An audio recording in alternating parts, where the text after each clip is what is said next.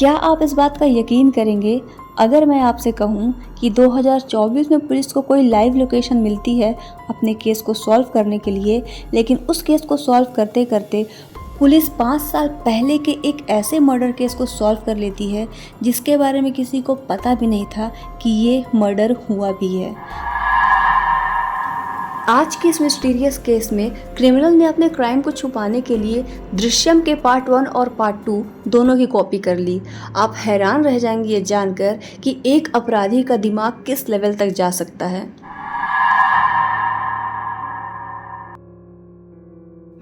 12 अगस्त 2024 बेंगलोर के पासी के एक पुलिस स्टेशन में एक हस्बैंड वाइफ एक रिपोर्ट लिखवाने आते हैं। वो रिपोर्ट में लिखवाते हैं कि जो वाइफ हैं उनकी एक सहेली है जिसका नाम है ललिता।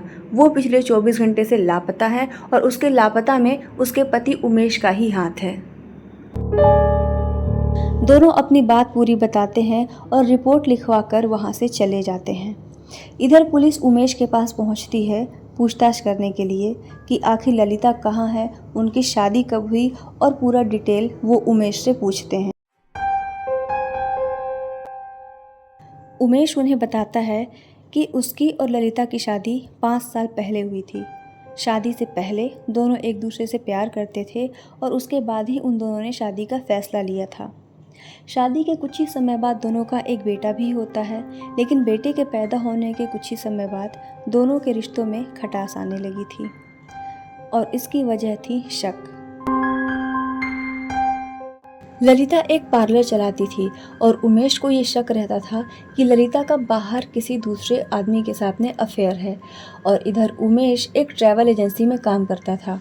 ललिता को ये लगता था कि उमेश का बाहर दूसरी औरतों के साथ में अफेयर है और इस शक की वजह से दोनों के रिश्तों में काफ़ी दूरी आ गई थी। पिछले 2 साल से दोनों एक दूसरे से अलग रह रहे थे। ललिता अपने बेटे को लेकर किसी दूसरे फ्लैट में और उमेश अलग किसी दूसरे फ्लैट में रहता था। ललिता यह चाहती थी कि वह उमेश से तलाक लेकर अपने बेटे के साथ कहीं सेपरेट अलग रहे, लेकिन उमेश यह नहीं चाहता था। वह चाहता था कि यह मामला कोर्ट तक ना पहुंचकर बाहर ही सॉर्ट आउट हो जाए और इसी सिलसिले में बात करने के लिए उसने 11 अगस्त को ललिता को फ़ोन किया था और मिलने के लिए बुलाया था। उमेश ने बताया कि दोनों के बीच बातचीत होने के बाद ललिता मान गई थी और वहीं से बस पकड़कर वह गांव चली गई थी और उसकी सहेली का जो स्कूटी था वह स्कूटी पहुंचाने के लिए वह खुद उस सहेली के घर गया था। यहाँ तक की कहानी तो पुलिस ने योगेश से सुन ली, लेकिन पुलिस को इसके पहले की भी कहानी पता थी जो ललिता की सहेली ने रिपोर्ट लिखवाते समय पुलिस को बताई थी। उसने बताया था कि ललिता उमेश से मिलने जाने से पहले उसके पास स्कूटी लेने आई थी। वह कहती है कि उमेश उसे बाहर मिलने के लिए बुला रहा है। वह चाहता है कि यह मामला कोर्ट में जाने से पहले आपस में ही सॉल्व हो जाए। उसके पास जाने के लिए उसे स्कूटी चाहिए और वह अपनी सहेली के पास स्कूटी मांगने ही आई थी, लेकिन साथ ही वह यह भी कहती है कि उसे उमेश पर बिल्कुल भरोसा नहीं है और उसे जाते हुए काफ़ी डर लग रहा है और इसी डर की वजह से उसने अपनी लाइव लोकेशन अपनी सहेली को भेजी थी और उससे कहा था कि अगर मैं समय से वापस ना आऊँ तो मेरी रिपोर्ट तुम सीधे पुलिस स्टेशन में करा देना, वैसे मैं शाम तक तुम्हें स्कूटी वापस करने ज़रूर आऊँगी। ऐसा कहकर ललिता वहाँ से चली जाती है। ललिता के जाने के बाद उसकी सहेली उसका लाइव लोकेशन चेक करते रहती है। वो देखती है कि बेंगलोर से 60 किलोमीटर दूर जहाँ घना जंगल है, ललिता का लाइव लोकेशन वहाँ जाकर रुक जाता है। लेकिन इस बीच दोनों के बीच में बातचीत होते रहती है, इसलिए सहेली को उसकी बहुत ज़्यादा चिंता नहीं होती। लेकिन शाम को 6:10 में आखिरी बार ललिता और उसकी सहेली की बात होती है। उसके बाद ललिता का फ़ोन स्विच ऑफ हो जाता है। फ़ोन स्विच ऑफ होते ही ललिता की सहेली को उसकी चिंता होती है। वह इंतज़ार करती है कि हो सकता है किसी और वजह से फ़ोन स्विच ऑफ हो गया हो, लेकिन शाम से रात हो जाती है और ललिता का कोई भी अता पता नहीं था। काफ़ी देर बीत जाने के बाद ललिता तो नहीं आती, लेकिन उसका पति उमेश ज़रूर आता है, वह भी सहेली की स्कूटी पहुंचाने के लिए। सहेली उमेश से पूछती है कि ललिता कहाँ है। उमेश उसे बताता है कि उसने उसे बस स्टॉप पर छोड़ दिया है, वो शायद अपने घर चली गई होगी। इतना कहकर वह वहाँ से चला जाता है। लेकिन ललिता की दोस्त को उसकी बहुत चिंता होती है, क्योंकि उसका लाइव लोकेशन शहर से 60 किलोमीटर दूर जाकर बंद हो गया था। वह रात में ही पुलिस स्टेशन आने की सोचती है, लेकिन उसका पति उसे समझाता है कि हो सकता है कि वो अपने घर चली गई हो, तुम सुबह फ़ोन करके वहाँ पता कर लेना। रात से सुबह होती है। ललिता की फ्रेंड जहाँ वह रहती थी वहाँ फ़ोन करके पूछती है तो पता चलता है कि ललिता वहाँ भी नहीं पहुँची। अब 12 अगस्त 2024 को ललिता सीधे पुलिस स्टेशन पहुंचती है रिपोर्ट लिखवाने के लिए कि उसकी सहेली कल रात से लापता है और इसमें उसके पति उमेश का ही हाथ है। इधर पुलिस बार बार उमेश से पूछताछ कर रही थी, लेकिन वह एक ही बात दोहरा रहा था कि उसने उसे बस स्टॉप पर छोड़ा, उसके बाद वो कहाँ गई उसे नहीं पता। तब पुलिस ने उसे लाइव लोकेशन दिखाया और कहा कि यहाँ से 60 किलोमीटर दूर तुम्हारा और ललिता का लाइव लोकेशन जाकर बंद हो गया था। अब तुम ये बताओ कि शहर से 60 किलोमीटर दूर इस घने जंगल में तुम ललिता को क्यों लेकर गए थे। लेकिन योगेश कुछ नहीं बोलता। अब पुलिस तबीयत से योगेश की खातिरदारी करती है और उसे उस लाइव लोकेशन तक लेकर जाती है जहाँ पर आखिरी बार ललिता और उसका लाइव लोकेशन बंद हो गया था। पुलिस वहां देखती है कि आसपास बहुत घना जंगल है और यह सोच में पड़ जाती है कि शहर से 60 किलोमीटर दूर इतने घने जंगल में आखिर यह ललिता को क्यों लेकर आया होगा। पुलिस को यह डाउट हो गया था कि ज़रूर इसने ललिता का मर्डर करके यहीं जंगल में कहीं उसकी लाश को छुपा रखा है। अब उमेश भी इतनी मार खाने के बाद अपनी हिम्मत खो चुका था और अब वह सारा सच पुलिस को बताता है। उमेश बताता है कि वह ललिता से तलाक नहीं लेना चाहता था, क्योंकि तलाक के बाद कंपनसेशन और बाकी सारी चीज़ें उसे करनी पड़ती और हो सकता था कि बच्चे की कस्टडी भी ललिता को ही मिल जाती। इसलिए उसने बात करने के लिए ललिता को अपने पास बुलाया था। लेकिन वहीं उसे पता चलता है कि ललिता ने अपना लाइव लोकेशन अपनी सहेली को भेज रखा है और किसी बात पर दोनों का झगड़ा होता है और उमेश गला दबाकर ललिता की हत्या कर देता है और उसकी लाश को उसी घने जंगल में खोदकर गाड़ देता है। उसे लगता है कि इस घने जंगल में उसकी लाश का पता किसी को नहीं चलेगा। उमेश ने यह कन्फेस कर लिया था कि यह मर्डर उसी ने किया है। वह पुलिस को उस जगह पर लेकर भी जाता है जहां उसने ललिता को गाड़ा था। पुलिस वहां से खोदकर ललिता की डेड बॉडी निकालती है। क्योंकि 2 दिन पहले की डेड बॉडी थी, इसलिए उसकी शिनाख्त करने में पुलिस को बहुत ज़्यादा दिक्कत नहीं होती। तो एक मर्डर केस पुलिस 2 दिन के अंदर ही सॉल्व कर लेती है। पुलिस इस बात से खुश थी कि चलो केस सॉल्व हुआ, लेकिन उसी थाने के जो सीनियर इंस्पेक्टर थे उन्हें एक बात खटकती है कि उमेश और ललिता जहाँ रहते हैं वो आसपास का एरिया काफ़ी सन्नाटा भरा है। उमेश तो ललिता को वहीं पर मारकर उसकी बॉडी को कहीं भी ठिकाने लगा सकता था, क्योंकि वहाँ भी आसपास देखने के लिए कोई नहीं था। लेकिन उसने वहाँ से 60 किलोमीटर दूर उस जंगल को ही क्यों चुना। अब पुलिस को ये बात बहुत खटक रही थी कि आखिर ऐसा क्यों। क्योंकि उमेश पुलिस कस्टडी में ही था, तो पुलिस वापस से उमेश को लेकर आती है और उसकी फिर से तबीयत से पूछताछ करती है। उमेश बार बार एक ही बात बताता है कि वह इलाका काफ़ी सन्नाटा भरा था, जंगल में उसे कोई देख नहीं पाता, इसलिए उसने उस लाश को वहाँ ठिकाने लगाया।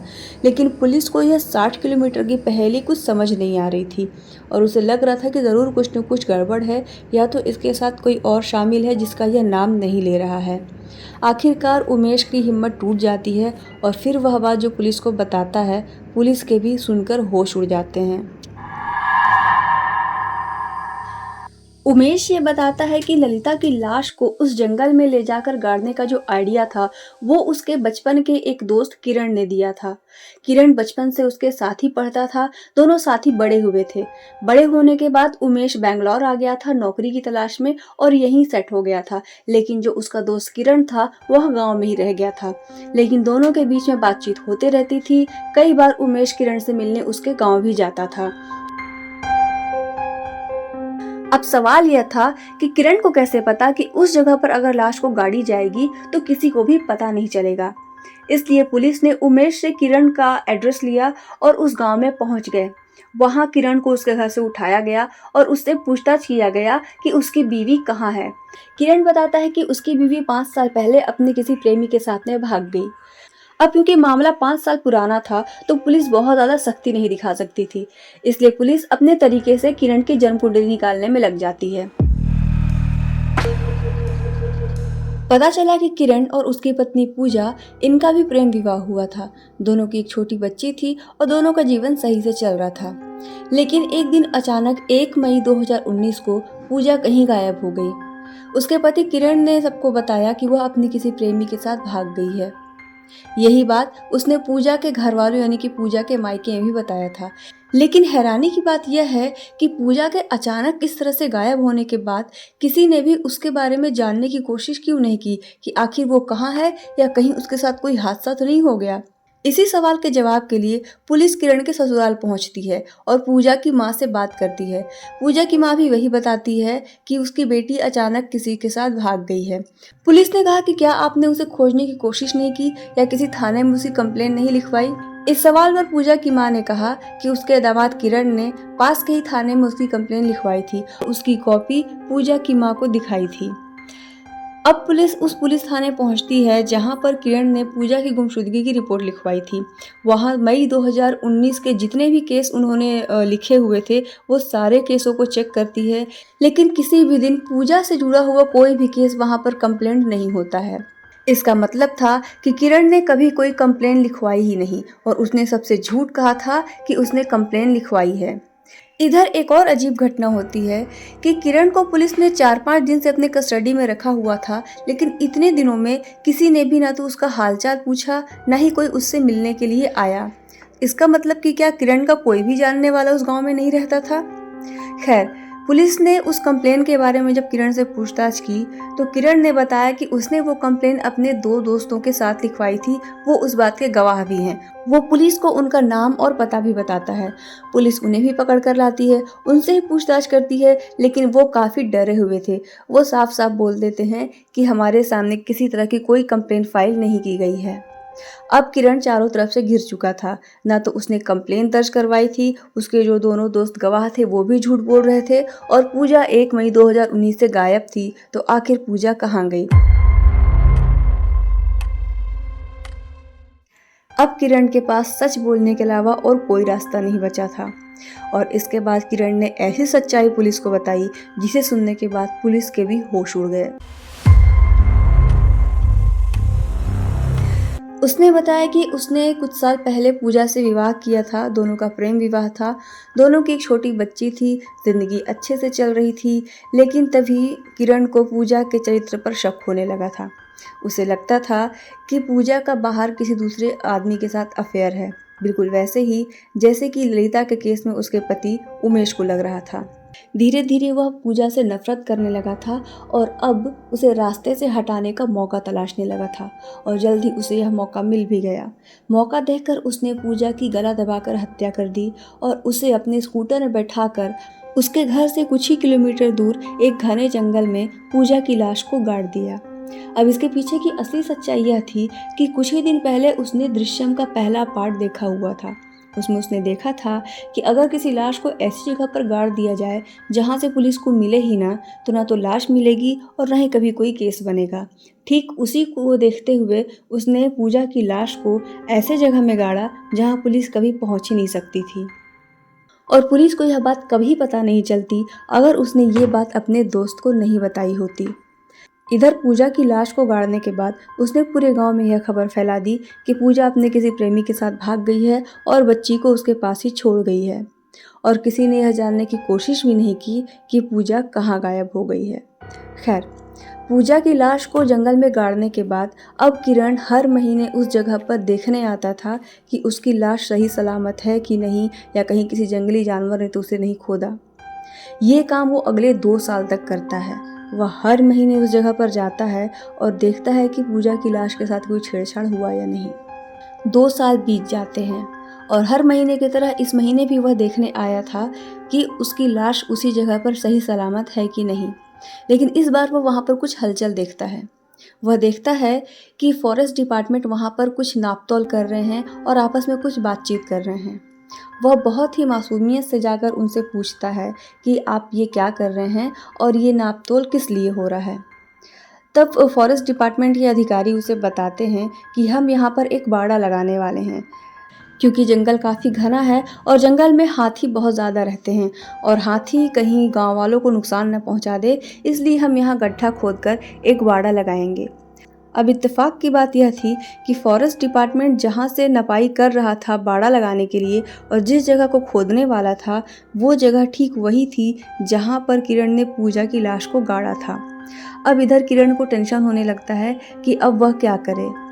उसी समय 2021 में दृश्यम 2 मूवी आती है, जिससे उसे यह आइडिया मिल जाता है कि अगर किसी लाश को कहीं पर गाड़ा गया हो तो कभी न कभी तो वहाँ की खुदाई होगी ही, तो उस खुदाई होने से पहले ही उस लाश को वहाँ से निकालो, उसके जो बचे हुए पार्ट्स हैं उसे जलाओ और जो थोड़ा मोड़ा बच जाए उसे किसी दूसरी जगह पर गाड़ दो।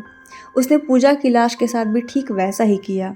रात के अंधेरे में वह गया, उस जगह पर खुदाई की जहाँ उसने पूजा की लाश को गाड़ा था और उसके जो बचे हुए कंकाल थे उसे निकाला। उसे किसी दूसरे जगह पर ले जाकर पेट्रोल डालकर आग लगा दिया और आग लगने के बाद जो बचा हुआ कुछ थोड़ा बहुत था उसे एक पुराने फार्म हाउस के पीछे ले जाकर गाड़ दिया। बाद में जब फॉरेस्ट डिपार्टमेंट उस जगह पर खुदाई करती है बाड़ा लगाने के लिए, तो उन्हें सब कुछ नॉर्मल नज़र आता है। इधर किरण भी बिल्कुल आराम से रहता है कि अब तो पूजा की लाश कभी मिलेगी नहीं, तो अब वह कभी पकड़ा नहीं जाएगा। अब इसके 3 साल बाद इत्तेफाक से कह लीजिए या भगवान किरण को उसके कर्मों की सज़ा देना चाहता था, ये कह लीजिए, किरण के दोस्त उमेश के साथ भी ठीक यही सारी चीज़ें होती हैं और किरण यह गलती कर देता है कि वह यही आइडिया अपने दोस्त उमेश को देता है। अगर वह आइडिया उमेश को नहीं देता तो शायद वह कभी पकड़ा नहीं जाता। किरण के इन सारी बातों को बताने के बाद पुलिस किरण के साथ उस जगह पर जाती है, उस फार्म हाउस के पीछे जहां उसने पूजा के बचे हुए कंकालों को दफनाया था। वहां खुदाई होती है और खुदाई से बचे खुचे कुछ कंकाल जैसे कि दांत, खोपड़ी के कुछ अवशेष मिले थे। पुलिस उन्हें फॉरेंसिक डिपार्टमेंट भेज देती है और साथ में पूजा की मां का ब्लड सैंपल भी लेती है, ये देखने के लिए कि वह लाश पूजा की ही है या किसी और की। दोनों का सैंपल चेक कराया जाता है और पता चलता है कि वह कंकाल के टुकड़े पूजा के ही हैं। उमेश और किरण पर अपनी अपनी पत्नी के हत्या करने का मुकदमा चलता है। फिलहाल वो दोनों अपने कर्मों की सजा भुगत रहे हैं। दोस्तों, इस कहानी के बारे में आप अपने क्या विचार रखते हैं, मुझे कमेंट करके ज़रूर बताइएगा। और अगर आपको इस तरह के रियल लाइफ स्टोरी सुनना पसंद है तो इस चैनल को सब्सक्राइब ज़रूर कर लीजिएगा। मैं आपसे जल्दी मिलूंगी अगली वीडियो में, तब तक के लिए जय हिंद।